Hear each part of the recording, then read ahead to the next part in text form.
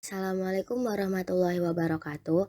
Perkenalkan, kami dari kelompok 10 ingin mempresentasikan hasil kerja kelompok kami dengan judul pemanfaatan Streptococcus dalam pembuatan mentega dengan beranggotakan yang pertama ada Arvik Octaviana dengan NIM 18.220, yang kedua ada Anastasia Sari Mahkota dengan NIM 18.020.103, yang ketiga ada Trias Pramedikawati dengan NIM 20.212. Yang terakhir ada saya sendiri yaitu Hutri Puspitasari dengan NIM 20.240. Dengan pembahasan materi, yang pertama ada pengertian mentega, yang kedua ada Streptococcus lactis, yang ketiga ada peran Streptococcus dalam fermentasi mentega, dan yang terakhir ada kesimpulan.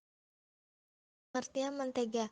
Pengertian mentega di sini produk makanan berbentuk padat lunak yang dibuat dari lemak ataupun krim susu dengan tanpa penambahan garam ataupun bahan lain yang diizinkan. Mentega di sini minimal mengandung 80% lemak susu. Emulasi pada mentega merupakan campuran dari 18% air yang terdispersi pada 80% lemak dengan sejumlah kecil protein yang bertindak sebagai zat pengemulasi dan bahan kering tanpa lemak tidak lebih dari 2%. Mentega adalah produk yang terbuat dari lemak susu, di mana kedalaman dapat ditambah garam untuk mendapatkan rasa yang lebih baik dan untuk menjaga mutu. Nah, selain itu, lemak dan minyak merupakan sumber energi yang lebih efektif dibandingkan karbohidrat dan protein. Jenis mentega sendiri banyak dipengaruhi oleh asam, krimnya, serta variasi pengolahan selama pembuatan mentega tersebut.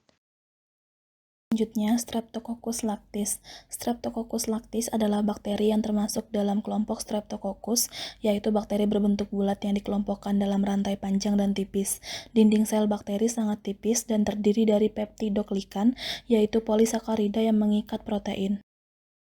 Dalam susu terdapat sumber lemak, protein, vitamin, karbohidrat, dan mineral yang dibutuhkan untuk hidup bakteri. Karena produksi susu terkait dengan penggunaan pakan, maka terjadinya kontaminasi Streptococcus dalam susu sangat tinggi, terutama selama proses pemerahan menggunakan tangan. Kemampuan Streptococcus lactis dalam memfermentasi laktosa dan menghasilkan asam menjadikannya berperan penting dalam fermentasi pangan, terutama pada produk dari susu. Selanjutnya, peranan bakteri Streptococcus lactis dalam fermentasi mentega, di mana dalam peranan bakteri tersebut, bakteri asam laktat merupakan kelompok bakteri gram positif yang tidak membentuk spora dan dapat memfermentasikan karbohidrat untuk menghasilkan asam laktat. Secara garis besar, keduanya memiliki kesamaan dalam mekanisme pembentukan asam laktat, yaitu di mana pirufat akan diubah menjadi laktat dan diikuti dengan proses transfer elektron dari NADH menjadi NAD. Pada pembuatan mentega dan keju, bakteri Streptococcus lactis diperlukan untuk menghasilkan asam laktat. Asam laktat dapat menghasilkan gumpalan susu berbentuk seperti tahu. Dalam produksi mentega, diperlukan bakteri Streptococcus lactis untuk menghasilkan asam laktat sehingga dapat menciptakan suasana asam pada media pertumbuhan.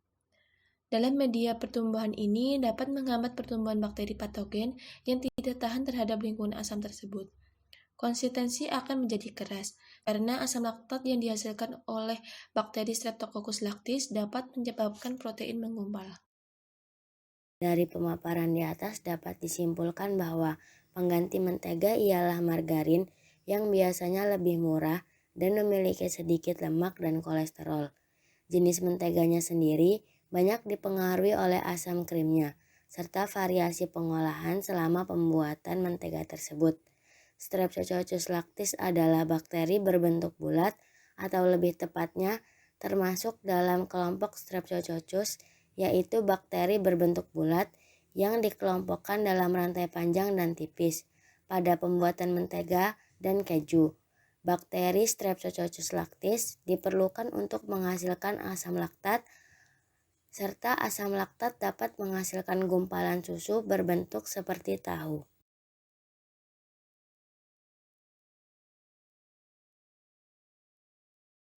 Sekian dari presentasi kelompok kami, kurang lebihnya kami mohon maaf, kepada Allah kami mohon ampun. Wassalamualaikum warahmatullahi wabarakatuh.